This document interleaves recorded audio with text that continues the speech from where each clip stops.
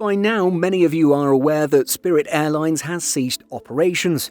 Indeed, the last Spirit Airlines flight, Flight NK 1833 from Detroit to Dallas-Fort Worth, touched down shortly after midnight in the early hours of Saturday, May 2nd, marking the end of 34 years of operations for the ultra-low-cost carrier. Despite presenting a viable restructuring plan to investors in March, the carrier said it had no choice but to shutter operations amid recent material increases in oil prices, among other factors. Let's look at the details of this unfortunate situation for today's video. Simple Flying reported on the 1st of May that the carrier was preparing to wind down following failed government rescue talks. A day later, Spirit Airlines released a statement confirming it had cancelled all flights and would cease operations by 3 a.m. Eastern Time on May 2nd. US airlines have rushed to fill the void left by Spirit's exit, offering rescue fares for stranded passengers. The US Department of Transportation also stepped in to coordinate efforts and help former Spirit workers with new employment opportunities. Becoming the #1 most tracked flight worldwide on Flight Radar 24, Flight NK 1833 landed in Dallas at 9 minutes after midnight local time, following almost 3 hours in the air.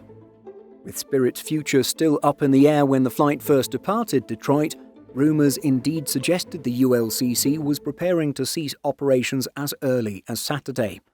This intensified once the airline started cancelling flights scheduled to land after midnight.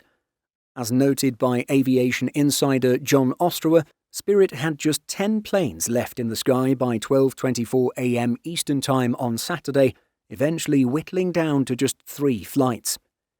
Dave Davis, president and CEO of Spirit Airlines, thanked the Trump administration for its quote-unquote extraordinary efforts to save the beleaguered airline, adding, "For more than 30 years, Spirit Airlines has played a pioneering role in making travel more accessible. The sudden and sustained rise in fuel prices in recent weeks has ultimately left us with no alternative but to pursue an orderly wind down.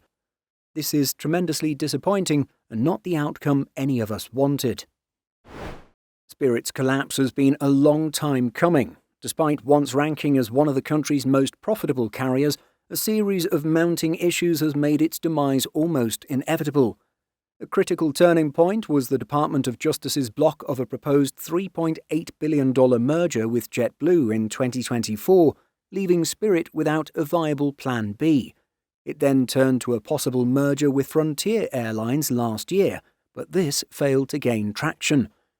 The airline has also grappled with the grounding of a sizable chunk of its Airbus A320 fleet due to manufacturing defects in Pratt & Whitney's geared turbofan engines, at one point placing almost 10% of its fleet out of action.